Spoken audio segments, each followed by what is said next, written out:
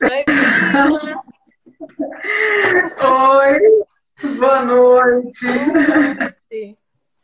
Ai, que coisa boa, né? A gente Aham. está agora se encontrando nesse momento, né? Bom, né? Aí as meninas ficaram falando assim, é a live das primas, é? Eu disse, é a live das primas. Pois é. Wellington, querido, beijo E grande aí, para o você. dia muito corrido hoje? Oi, eu cheguei de Tucano, tem acho que no máximo uma hora que eu cheguei. Se reinventando, né? Nos É, atendimentos. gente, Olha, menina, por que que a gente também está fazendo isso aqui hoje? Nós tivemos o programa Conexão Escola, né, que é um programa da Secretaria de Educação na Canabrava FM. Eu estive com Tamires, né? Tamires, que é nutricionista, então a gente tem sempre um trabalho, né, eu indico pacientes para a doutora Tamires, tá? E por quê? Porque eu, como enquanto psicopedagoga, eu tenho sempre alunos que têm TDAH, alunos que têm autismo, né? E as mães sempre querem ser orientadas e encaminham. Porque pesquisas já comprovam realmente, as pesquisas comprovam, e eu, enquanto psicopedagoga, eu também observo que quando a criança deixa de consumir determinados alimentos, ela também fica mais tranquila, né? A gente já conversou muito sobre isso, mas sempre aquela conversa, eu, você, naquele dia na Cana Brava, as pessoas ficaram com muita vontade, olha, eu recebi também, assim, alguns questionamentos, algumas perguntas, né? Alguns feedbacks positivos depois daquele dia, que vale a pena a gente conversar um pouco sobre isso, né?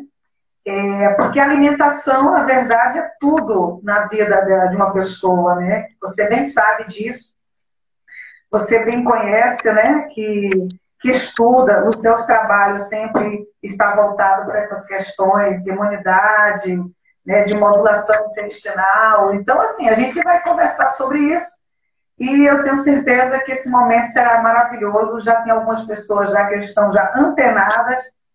Eu vejo que o tratamento do TDAH, né, a alimentação, ela traz resultados muito positivos, porque literalmente reduz alguns sintomas. Esse, na verdade, as questões da hiperatividade. Bom, então a gente pode fazer o seguinte, vamos conversar sobre isso mesmo, né? As crianças, elas são realmente uma alegria da casa, né? Imagina uma criança com TDAH ou então com autismo em plena pandemia em casa, sem poder estar em contato nossa.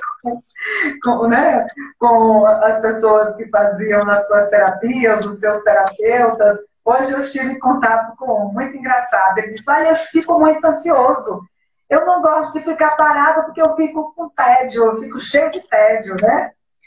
Aí, Zé, tem que consumir alguns alimentos que as mães acham que é tão inofensivo, um todinho, lá à noitinha antes de dormir. Coisa tão perigosa, né? Um todinho, um chocolate, né? Olha, para a criança ficar bem alimentada, o que a senhora dá? Eu dou um chocolate, um copo de chocolate quente, né? Então a gente precisa ver que algumas coisas que parecem não ser inofensivas, ela realmente vai estar prejudicando e muito o desenvolvimento, né, das crianças.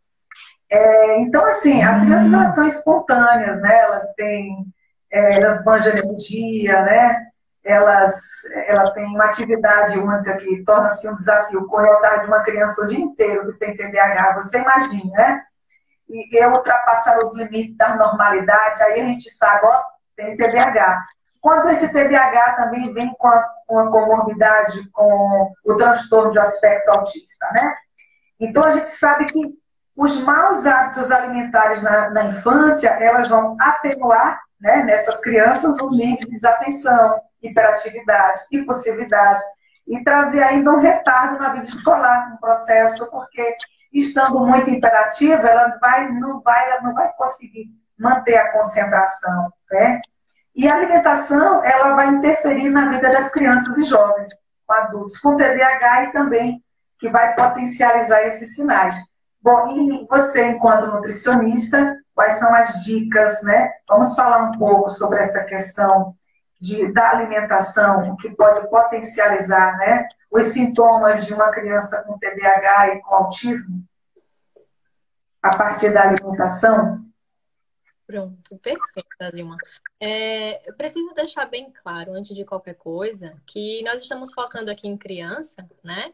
Mas isso se adequa para os indivíduos adultos também, né? É muito comum atender em consultório pessoas hiperativas, inquietas, né?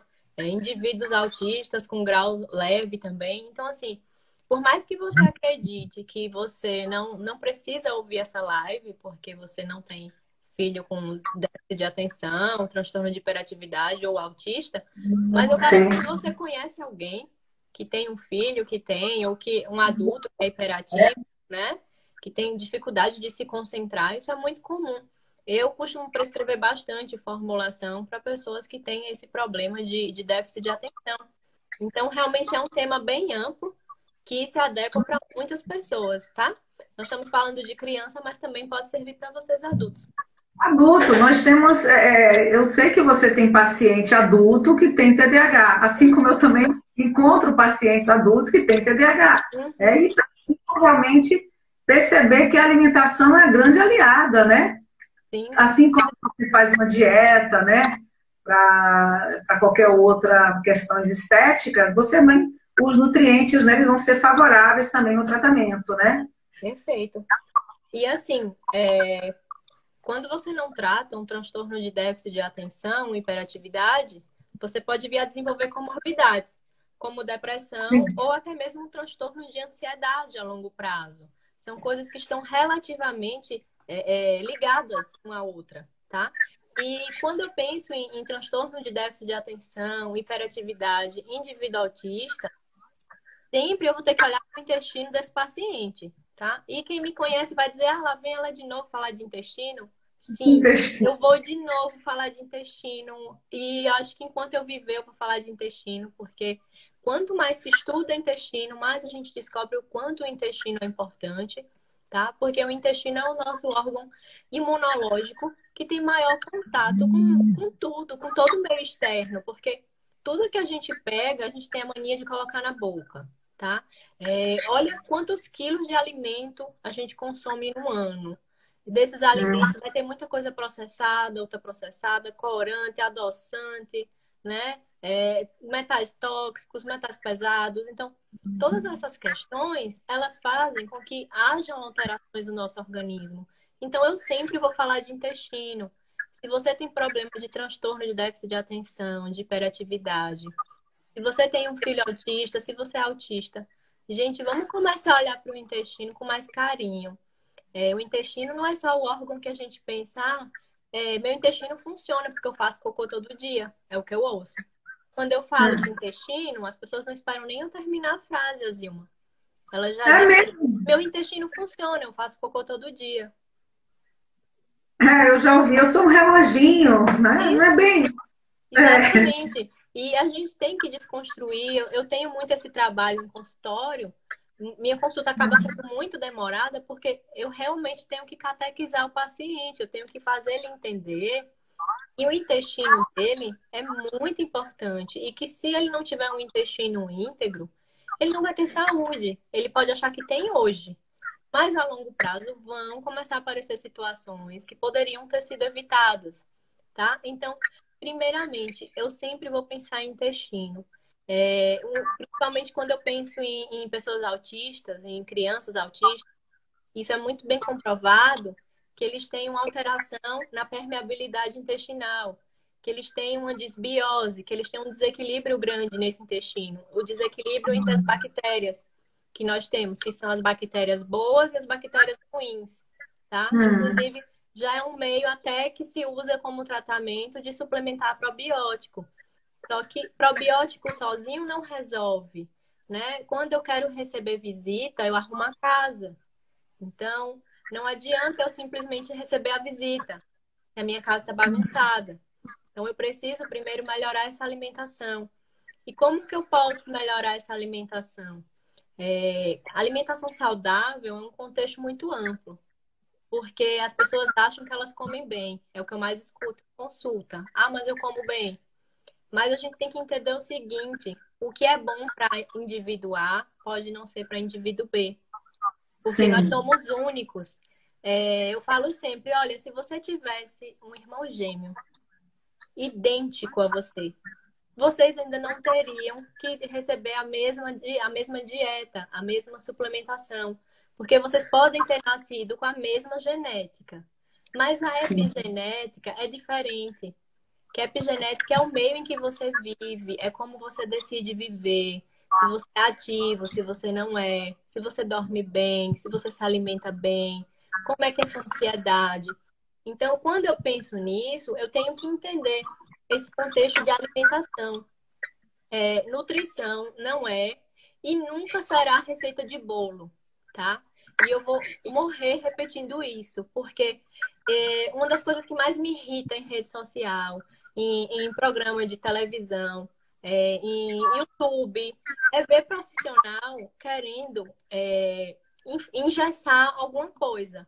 Que tal coisa é boa, mas amanhã tal coisa não presta mais, porque agora é a coisa B que funciona. É a modinha, o tipo modinha, né? Sim, Isso. gente, isso é modinha, isso é sensacionalismo barato, tá? Porque não existe isso de, um dia a vida vai ser salva com chá verde. No outro dia é o hibisco que salva o mundo. No outro dia a chia. Isso não Hum, existe. A gente primeiro tem que analisar quem é meu paciente, né? O que é que esse paciente traz de história para mim? Como que é a rotina dele hoje? Do que ele precisa hoje?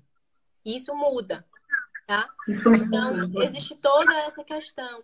Como que é essa rotina do meu paciente? E quando eu penso em alimentação saudável para o transtorno de déficit de atenção e hiperatividade, existem alimentos que eu realmente tenho que fazer um processo de retirada inicialmente, porque eu Sim, preciso ir lá modular aquele intestino que eu falei para vocês, que normalmente vai sim. estar em desequilíbrio, isso é comum. Então, eu preciso, nesse momento, ajustar a minha casa. Eu tenho que arrumar o meu território. Para isso, eu preciso Então, retirar depois tudo da suplementação, que entendi. está causando problema, tá? E aí eu vou, faço o tratamento. E aí, dependendo da situação, no transtorno de déficit de atenção e hiperatividade, talvez não se aplica. Isso é muito individual. Mas em outros casos de pacientes, muitas vezes eu consigo reintroduzir aquele alimento depois. Ou eu consigo fazer com que o paciente consiga ter contato com aquele alimento uma vez ou outra e que ele não tenha nenhum problema. Mas assim, existem alimentos que a gente considera que são saudáveis, tá? E que para essas pessoas, para esse grupo específico, não é legal. E tem muito livro, muito estudo científico que comprova isso. Tem uma nutricionista fantástica que se chama Cláudia Marcelino, inclusive, a Zilma. É referência em Sim. autismo. E tem um livro sensacional. Tem outra profissional que se chama Denise Carreiro, que eu tive a honra de ser aluna na pós-graduação, que também Maravilha. trabalha muito com um transtorno de déficit de atenção, hiperatividade e autismo. Então, gente, existe uma pequena listinha que a gente tem que tentar ao máximo evitar. O que Então, seria? aqui, vamos aqui nessa pequena listinha, né? Aí, que existe nutrientes que podem ajudar, né? Tanto na hiperatividade quanto no transtorno de aspecto autista, né? Então, uma pergunta, né, que fizeram aqui, que uma dieta tem glúten e caseína, pode ajudar as crianças autistas? A gente sabe que sim, né? Sim, Faz parte da sua listinha particular aí? não entendi. Faz parte dessa sua listinha, dessa lista que você falou? Com Sim, certeza, tá lá no topo. No topo. no topo, né? Então, qual seria isso que a gente pode fazer? Primeiro, Porque o autista ele pode ter uma deficiência de enzimas, né? Dessas perfeito. enzimas proteases, é isso? Esse nome? Exatamente. Uhum. Sim. Aí me explica alguma coisa aí para você poder dizer quais esses tipos, essa dieta, essa lista que você falou. Aí o que é que acontece? Como esse grupo tem deficiência nessas enzimas, é muito comum que ocorra alergias alimentares tardias, tá? Sim, E sim. isso não é identificado em pele, por exemplo. E as alergias alimentares tardias ou as hipersensibilidades, que é uma coisa que eu também vejo muito em consultório, são coisas Uhum. de prática clínica. Eu tenho que sentar com o meu paciente, eu tenho que conversar com ele. Isso demanda tempo e paciência, tá? E aí, o que é que acontece? Quando eu penso em alergia, se eu parar para pensar o nome alergia, eu vou ter que querer ver. Aí eu vou esperar que meu paciente se coce, eu vou esperar que ele tenha um edema de glote, que ele comece a faltar ar. E nem sempre uma alergia alimentar, ela vai repercutir dessa forma. E é aí que está o problema, o X da questão. Porque muitas pessoas não acreditam, justamente por não ter Sim. essa comprovação física aparente. Mas como que Hum. essas alergias se vão se manifestar? Ela vai deixar o indivíduo ainda mais hiperativo. Ele vai ficar inquieto, ele não vai conseguir se concentrar. E é aí Sim. onde, principalmente, o autista, ele fica incontrolável. Incontrolável. E a mesma coisa para quem tem déficit de atenção, hiperatividade. Você não consegue controlar sintoma. Você trabalha com esse público Alzheimer, e você pode mais do que ninguém me dizer isso. Por mais que você faça o Sim. seu trabalho, se não vier toda a questão multidisciplinar, o paciente não tem melhora. E Não assim, tem.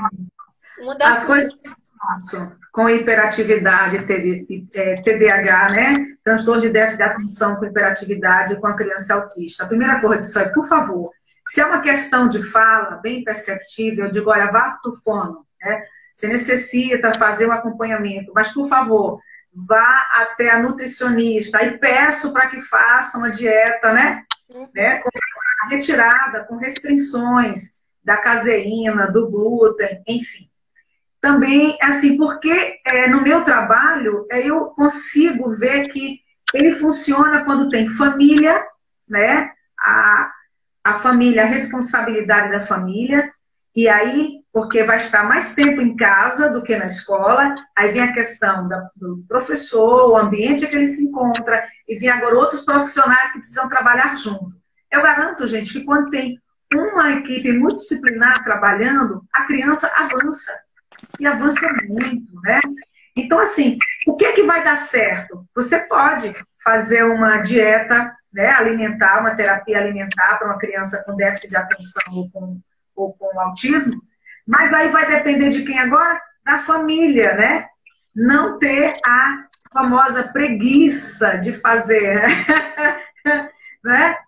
Tipo, não, vai para a escola, deixa eu botar um suquinho de caixinha aí. Ah, estou sem tempo para poder fazer, exige dedicação. Vai fazer um suco natural, não é isso? Olha, eu vou mandar um abraço para as pessoas que estão entrando aí. Rai Gomes, que é coordenadora lá do Adélia Costa. A Ana minha irmã, Selma. um beijo. A minha irmã Alcione. Vinícius, o fono. Vinícius, Beijo, maravilhoso. Maravilhoso. Um monte de gente que entrou, vai dando um oi aí que a gente vai mandando os nossos alôs, né? Uhum. Porque essa coisa afetiva somos nós, né? Então, foi muito engraçado. Havia alguns dias que nós não tínhamos nos encontrado, e quando a gente se encontrou, a gente ficou abraço ou não abraço, aquele freio assim, e depois a gente lembrou, não, a gente não vai se abraçar. Mas foi muito engraçado. Olha, minha irmã Alcione também está por aí, ó, na live, né? Gilson, um abraço para você. Então, pronto. Então, assim, e outra coisa, né, Tamires? O que pode acontecer? Eu não sei o que é que realmente eu tenho, então eu começo a tomar alguns tipos de medicamentos para o estômago, achando que é o estômago, é um tipo de acidez, qualquer outra coisa, né? E, na verdade, é uma questão alimentar que eu estou tendo alguma restrição, né? É alguma alergia alimentar. Inclusive, tem mamãe que perguntou assim, existe relação entre alergia alimentar e transtorno de aspecto autista? Sim, Tudo, né? tudo, tudo. Né? Tudo, né? Aí outra coisa aqui, uma mãe chamada Júlia Barbosa, ela falou assim, gostaria de saber se é normal meu filho imaginar uns pedaços de comida animais como dinossauro, girafa. Ele brinca com a comida e imagina esses bichos. Vinícius, ele está se contorcendo aí de vontade de responder isso. Porque, Ajuda aí, Vinícius. né? A Aparecida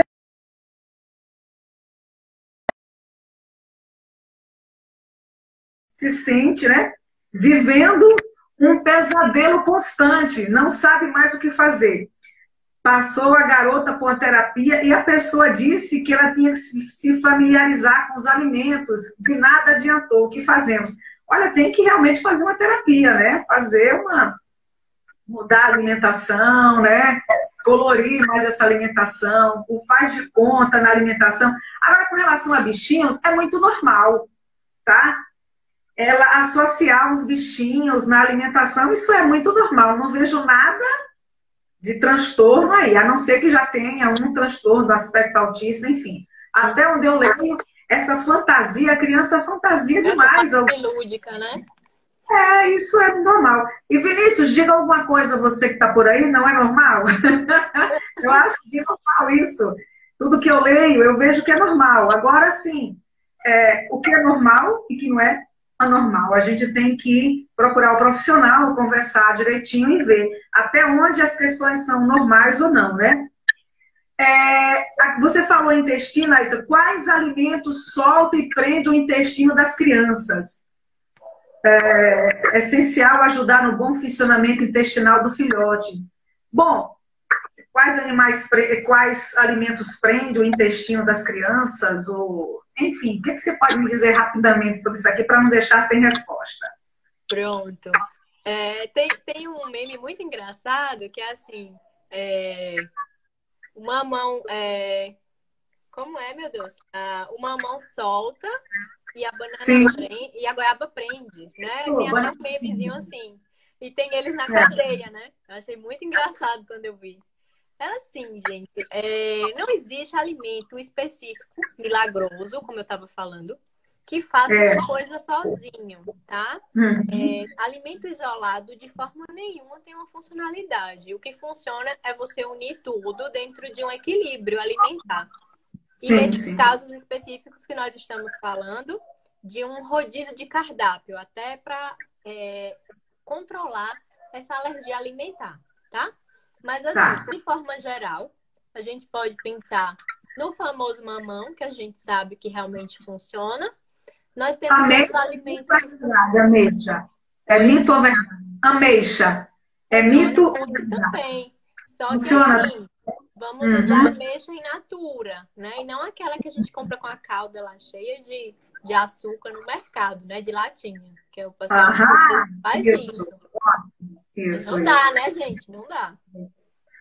Olha, uma coisa legal que aconteceu do nosso encontro lá no Conexão, lá na Canabrava, uma mãe, Renata, ela falou assim: tivemos uma melhora muito grande depois deixamos de dar alguns tipos de medicação, fizemos um controle de alimentos e terapia, reduzimos no máximo os industrializados, como os doces, o leite.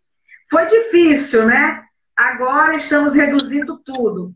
Precisamos ter paciência. Graças à mudança alimentar, não teve mais crise quando saímos da rotina alimentar.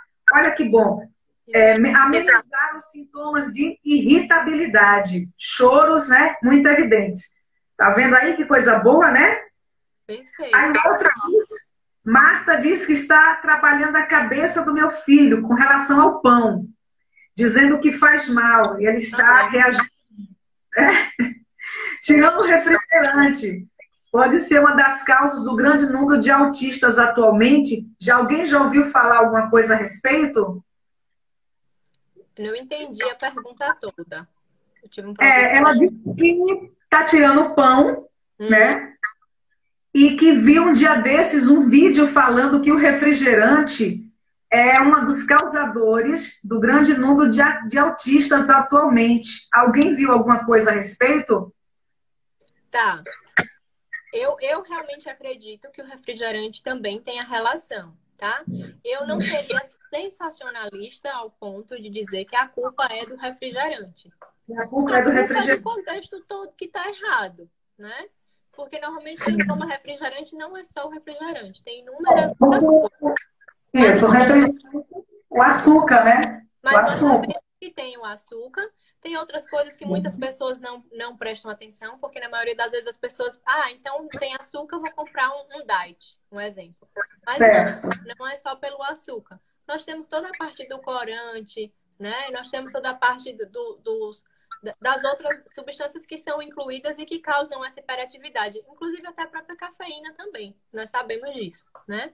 Então, tem Sim. todas essas questões, mas eu não diria que a culpa é especificamente do refrigerante. Ele é um dos culpados. Ele tem a parcela de culpa, com certeza. Justamente, né? É um dos culpados porque pela quantidade de açúcar, né? Então, Sim. eu uso também por essa questão aí. Mas aí, como deve ser o processo de exclusão de glúten e de caseína, né? Se os pais optarem por esse tipo de dieta, como Tá. é que deve ser? Inicialmente, a gente tem que pensar em glúten e pensar, na verdade, no trigo, cevada e centeio, tá? Sim, Porque não é sim. só o glúten em si, tá? Então, eu teria que pensar nisso e eu teria que pensar no leite também. O que é que eu posso fazer?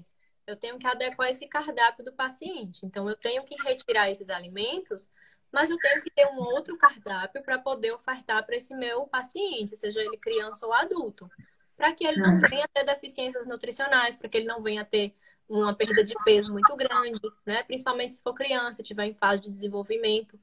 Então, eu sempre preciso pensar em como que eu vou substituir essa alimentação. Até porque, como eu falei mais cedo, esses pacientes especificamente, eles precisam de uma dieta de rotação. E dieta de rotação a gente usa muito em pacientes que têm alergias alimentares, justamente para poder identificar qual alimento está dando alergia, ou então para que quando a alergia sane, ele não volte a ter uma recorrência de alergia. Então, dieta de rotação, gente, na verdade, é o que todos nós deveríamos fazer. É você não comer a mesma coisa todo dia, porque a gente tem uma variedade tão grande de alimentos, e aí a gente tende a gostar de um exemplo. Vou dizer o básico que todo mundo ama, 90%. Cuscuz com ovo, por exemplo. E aí a Sim. gente quer comer cuscuz com ovo de manhã e de noite. De manhã e de noite, se deixar meio-dia também. E rotatividade alimentar seria exatamente fazer essa mudança, não comer todo dia a mesma coisa, para que esse paciente não tenha tanta alergia alimentar, né? Que está muito ligado ao transtorno de déficit de atenção e hiperatividade e autismo. E eu vou continuar dizendo isso até vocês conseguirem realmente entender isso. A gente precisa fazer essa alteração para que esse paciente tenha qualidade de vida. E não ficar só pensando na medicação, né? Exatamente. Olha, o que um autista precisa? Um autista ele precisa, claro, cada ser é único, né? Vai desse princípio que todos nós somos diferentes. Então, assim, e o autista, ele muitas vezes ele vai precisar de uma terapia ocupacional, tá? Ele vai precisar de um fono, né? Porque ele vai ter algum atraso, algum problema de fala, né? Ele vai precisar de um nutricionista para fazer essa dieta e essa suplementação. Vai precisar do nutricionista. É tanto que a primeira coisa que eu encaminho, nutrição, por favor, mãe, alimentação, né?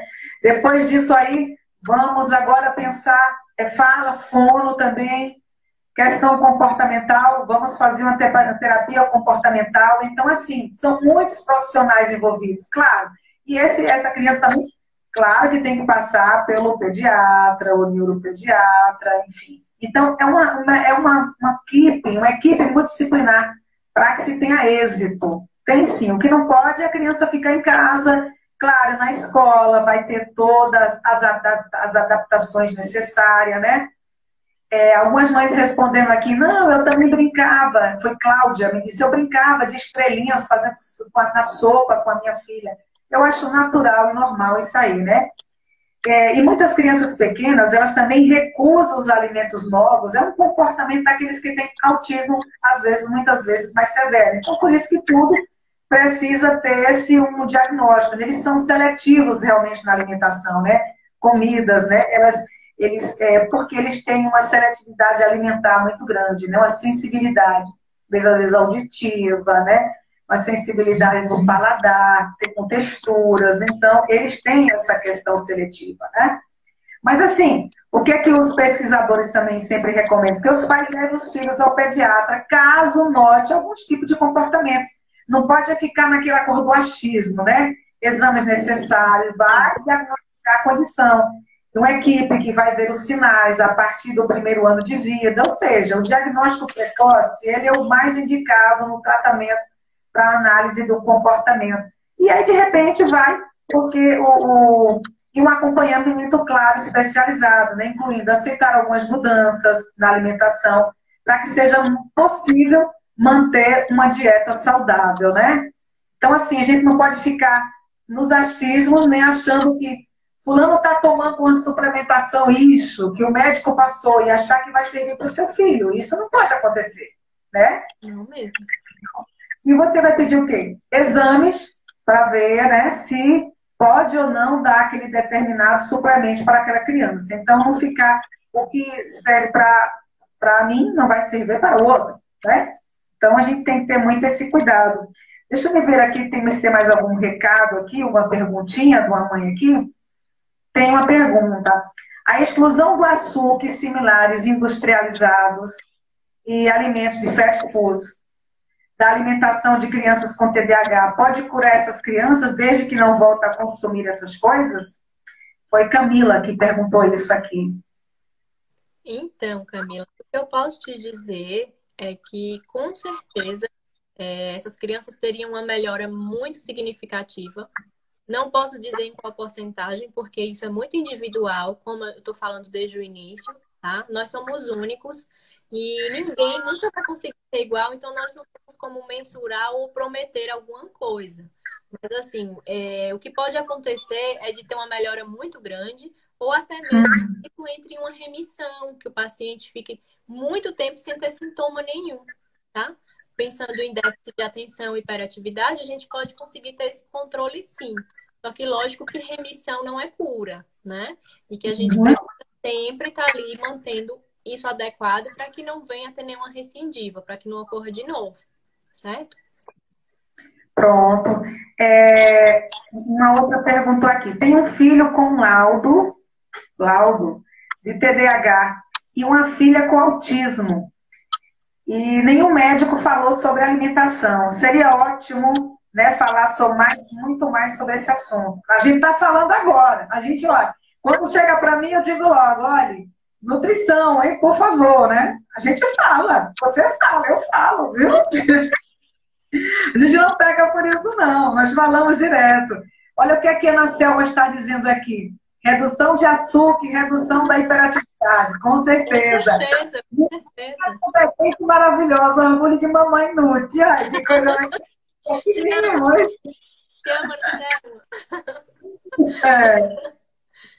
Olha, a outra mãe Regina falando aqui. Digo a vocês, a retirada de glúten, de leite, soja e açúcar refinado foi um divisor de águas na vida do meu pequeno Rafael, de 5 anos, com transtorno de aspecto autista. Tivemos muito ganhos de concentração, de socialização. Por favor, né? Precisamos cada vez mais falar sobre esse assunto, explicando o porquê da restrição alimentar e suplementação para autistas. Então, pode falar mais aí sobre isso, viu? Com certeza. E assim, existem outros alimentos nessa lista, né? Lógico que esses são os principais, principalmente pelo que nós estamos falando da questão da ausência das proteases. Então, o leite, ele tem 10 vezes mais proteínas que são de difícil digestão do que o que era antigamente. Então, muitas vezes as pessoas, principalmente as mais velhas, elas tendem a dizer: ah, mas meu filho foi criado assim, né? Meu filho foi criado comendo farinha com não sei o quê e nunca teve nada. Mas nós vivemos em um mundo diferente hoje em dia. As coisas não são iguais. Nós não somos os mesmos sei lá, um ano atrás. Por que o alimento seria? Sendo que nós vemos que tudo hoje é muito desequilibrado, é cheio de química, cheio de alteração genética, então é cheio de agrotóxico, né? Então, não tem como, gente, a gente querer se alimentar e achar que a alimentação de hoje em dia é a mesma, que era o mesmo alimento que nos ofertavam antigamente, que não é. E, infelizmente, esse grupo específico que nós estamos falando tem sérias deficiências nutricionais, deficiências de enzimas digestivas, né? Tem várias alterações que, se eles consomem esses alimentos inadequados, lógico que vai ter um resultado neurocomportamental ruim. Então, a gente precisa cada vez mais realmente falar sobre isso. Existem outras questões também. Ana Selma está aqui falando que esses alimentos que são inflamatórios reduzem os sintomas e melhoram a atenção. Com certeza, isso é muito bem fundamentado, é comprovado. O leite é o grande vilão do intestino, atrapalha o eixo intestino-cérebro.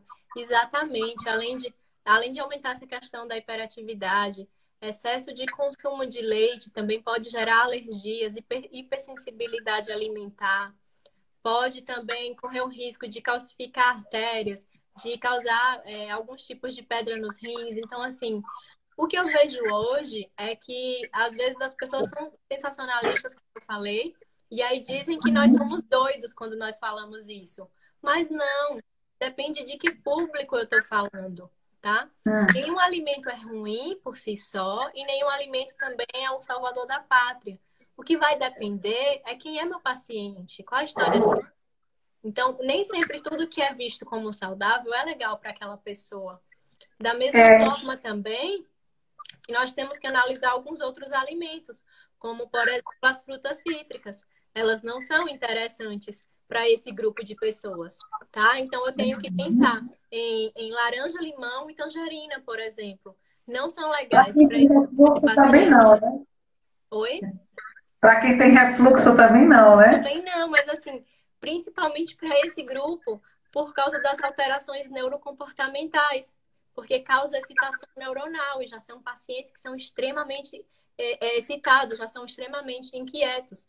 Então, realmente, frutas cítricas também não dá muito bem para esse grupo. Então, Ana Selma falou sobre o leite, que é o grande vilão, aí recebi uma pergunta aqui, disse, mas Azilma, o que substitui então o leite? O que fazer? Eu ouço muito isso. Quando eu falo para o paciente que ele vai ter que ficar um tempo sem leite, em alguns casos específicos, eu só retiro por fase de tratamento e depois, muitas vezes, eu deixo o paciente voltar a consumir de forma adequada. Mas aí, o que acontece? Quando eu falo que ele vai ter que ficar um tempo sem leite, é como se eu estivesse dizendo que ele ia morrer. Ele acha que não existe vida sem leite e derivados. E eu posso dizer para vocês que existe. Tá? A Ana Selma ainda mais do que eu, né? Ela está super participativa da nossa live. Eu estou amando, viu? O que acontece, gente? Nós temos outros leites, o leite de coco, nós temos o leite de amêndoas, nós temos o leite de arroz, tá? A gente pode aprender a gostar dos alimentos de outras formas, não somente ficar preso a essa questão do leite de vaca.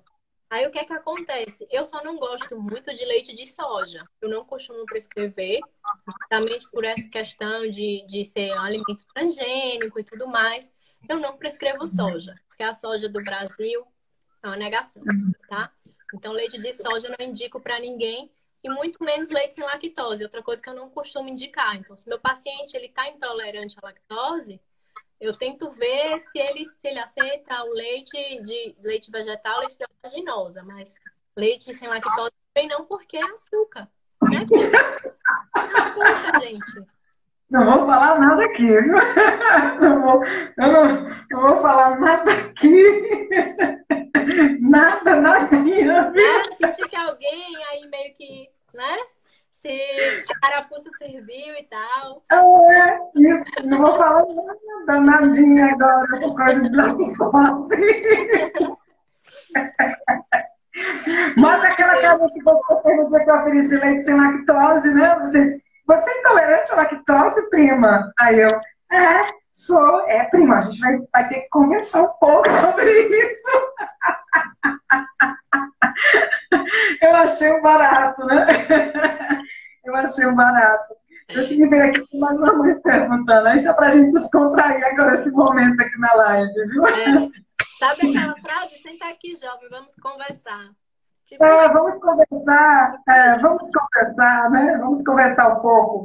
Aqui também disse o seguinte, levei o meu filho ao médico com TDAH e ele disse, olha, você precisa ingerir mais proteínas e carboidratos de digestão lenta, mas não me disse nada.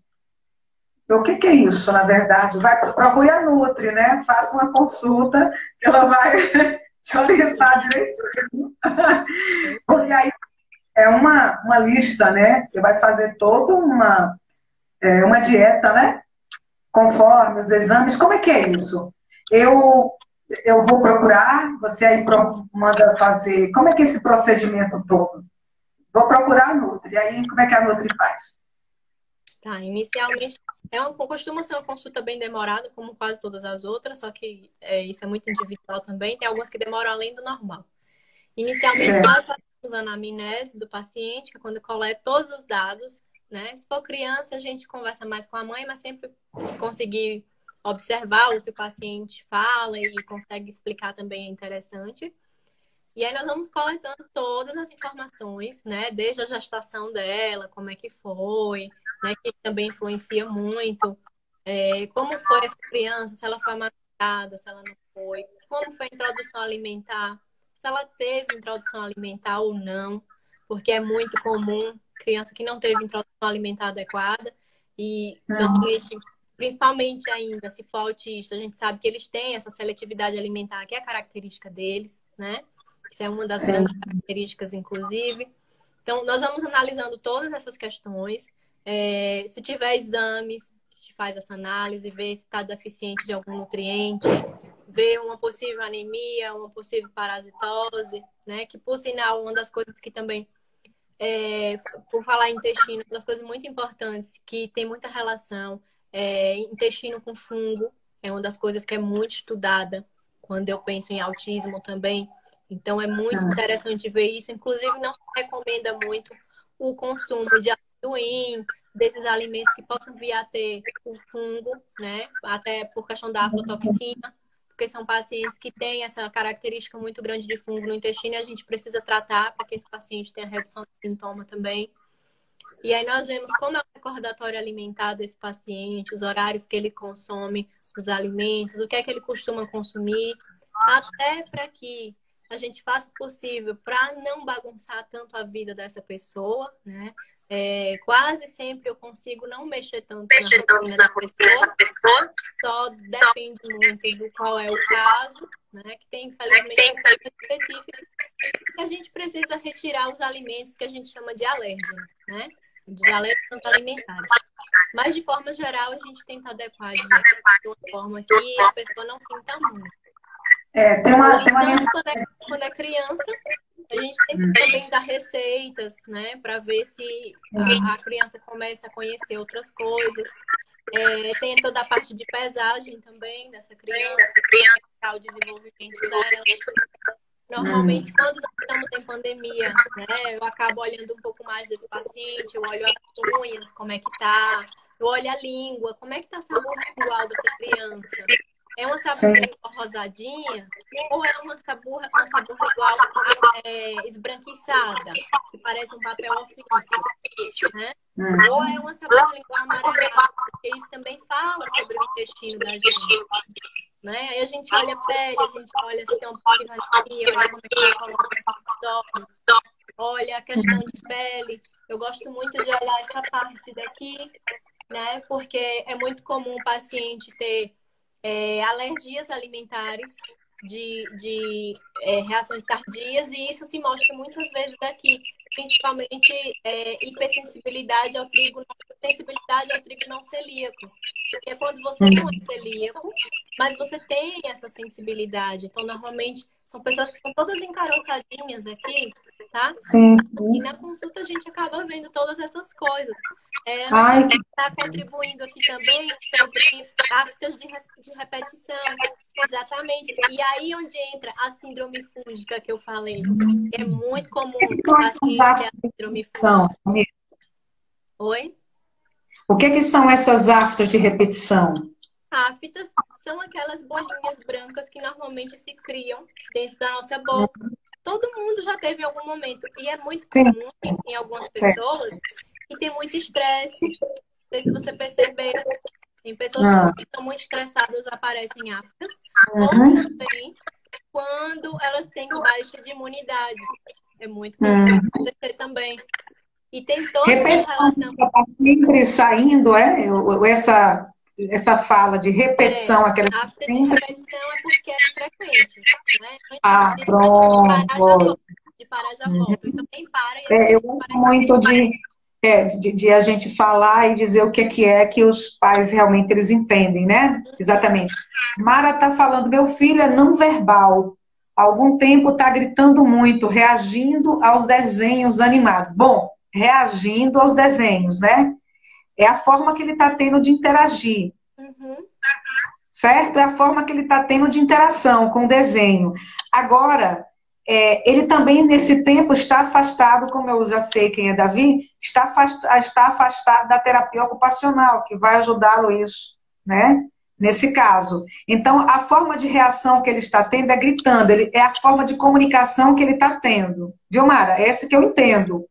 Claro que eu estou sem ver o seu filho faz um tempo, né? Ou rir sem motivo aparente. A alimentação pode estar relacionada? Pode sim, Com certeza. né? Pode estar relacionada também, né? Tem que fazer uma dieta, né? Uma dieta, tem que passar por uma dieta realmente alimentar. O Mara disse para isso, se já está fazendo ou já está tendo acompanhamento com alguém, né? A gente só precisa saber disso aí, né? Porque alguns casos, né? Pode haver alguns tipos de transtornos alimentares, não sei se é o caso, né? Alguns impactos, né? Enfim, alguns cientistas eles apontam alguns componentes biológicos, psicológicos, né? Mas assim, as reações, os aspectos psicológicos, há questões de alimentação, quando eles têm problemas, rejeições com relação ao cheiro, à aparência do alimento, mas pode estar havendo algum tipo de intoxicação, algumas questões, né?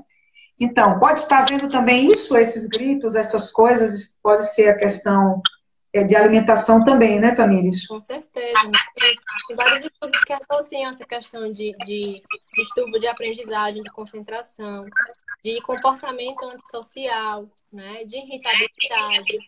Nós sabemos que os corantes alimentares, que adoçantes prejudiciais, que o glutamato monossódico, que é muito comum, por exemplo, você encontra muito tempero pronto, sabe? Aquele tempero que você tem preguiça de fazer. Eu não gosto, não. Eu não gosto daquele tempero. Realmente eu não sei muito cozinhar, mas eu realmente não gosto daqueles temperozinhos, né? Eles têm o quê, menina? Para o povo falar. E o que isso pode ocasionar, minha filha? O glutamato monossódico ele é extremamente excitatório, né? Ele nos deixa hiperativos, inquietos. E sem contar que eles mexem no nosso paladar.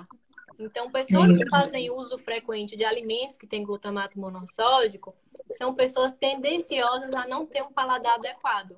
Elas começam a ter o paladar que nós chamamos de paladar infantil. São pessoas que não gostam dos sabores dos alimentos normais, dos alimentos saudáveis. Elas só gostam de alimentos que a gente chama de palatável, que é alimento muito açucarado, muito gorduroso, com muito sal, porque elas perdem a sensibilidade, né? Isso vai ser causado a longo prazo. Né? E são que a gente que começam...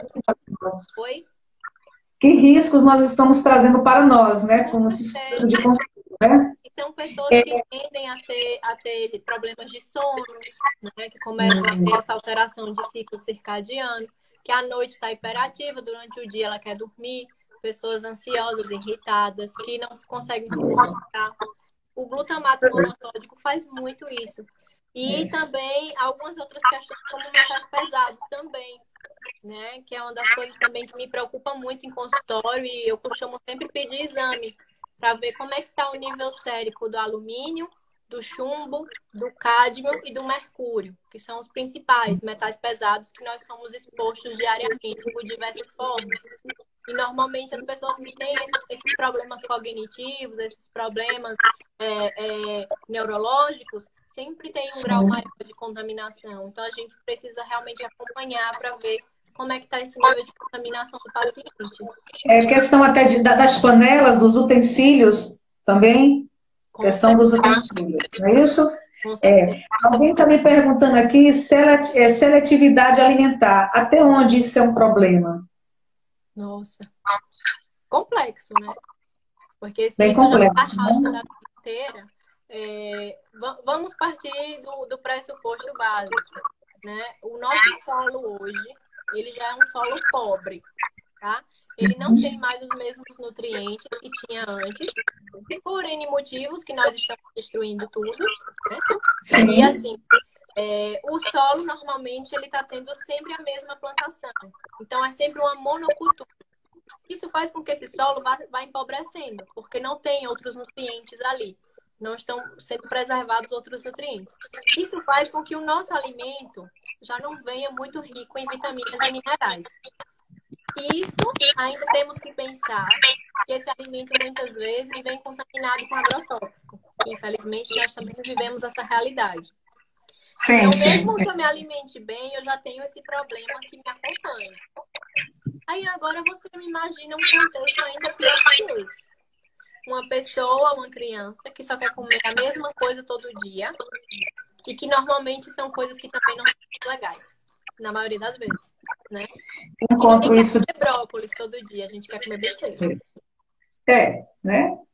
Então, teríamos muita coisa para conversar, mas nós temos aqui poucos minutos, senão a nossa live, ó, cai. Mas o que é que eu vou fazer? A gente vai tentar salvar isso, né? Já vai ficar aí, vai ficar no seu perfil. Ver se a gente vai salvar isso aí, colocar depois nas redes sociais, espalhar para os grupos das mães, né? Tem as mães do CEMAP, do centro aqui, que eu faço atendimento, as mães das crianças que eu atendo, para a gente poder, para elas poderem ouvir isso tudo aí, quem não teve a oportunidade de estar com a gente agora na nossa live, para que elas possam.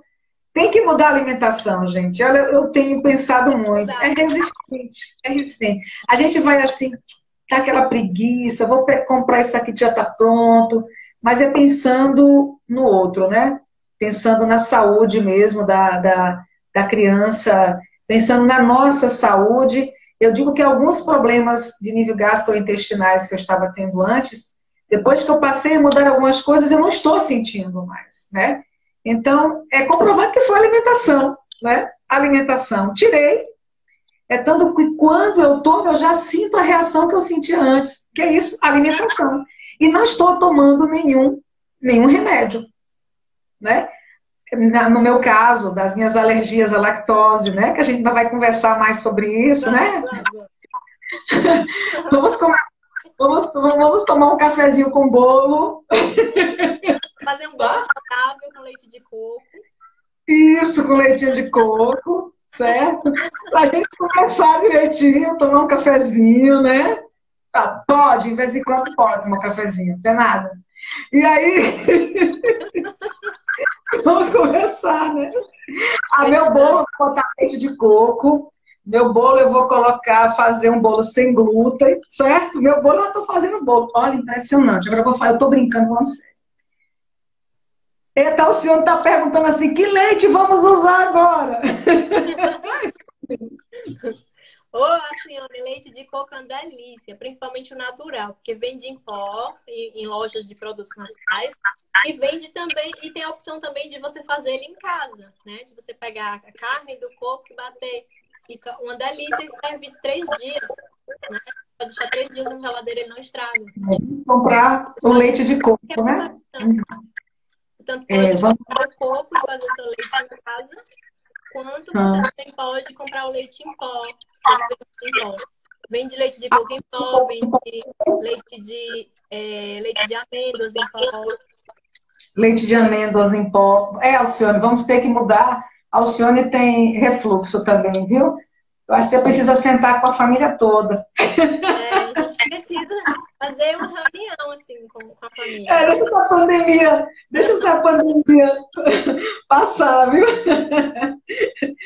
Então, eu vou fazer um bolinho sem glúten, com leitinho de coco, e a gente vai sentar para conversar, viu? Mas olha, que maravilha, viu? A gente está aqui conversando, né?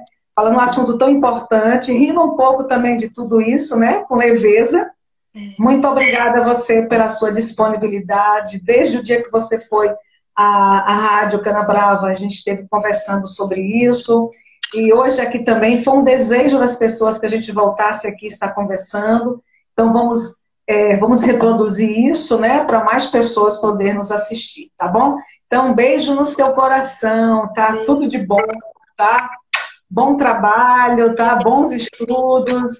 Mara, um abraço para você, tudo de bom, né? Você que esteve o tempo todo aí com a gente. Deixa eu ver quem é que está mais aqui com a gente. Mandar um abraço para todos vocês, com todo o meu carinho. Beijo, meus amores. Pessoal de casa, cheiro no coração. Tchau, tchau. Salva aí a nossa live, viu? Tá bom. Beijo para todo mundo. Obrigada Beijo. pela participação. Né? Tá, também, amei. Ah, sim, tem muitos assuntos ainda para a gente conversar, viu? Falar ainda, muita coisa. Oh, muita coisa, muitas dúvidas, né? Com certeza. Mas olha. E equilíbrio sempre, é o que eu falo, tá? Do mesmo jeito que nós precisamos ter um cardiologista, um ginecologista, nós também precisamos de um nutricionista. Então, hashtag tenha seu nutricionista, viu? Amo. Tá, beijo de coração, tá? Bom sempre, meu amor. Tudo de bom, tá? Pra você. Pra todos nós. Beijo. Cheiro grande. Beijo, tchau. Tchau. Salve aí, viu? Tchau, tchau. Beijo, beijo. Beijo, beijo.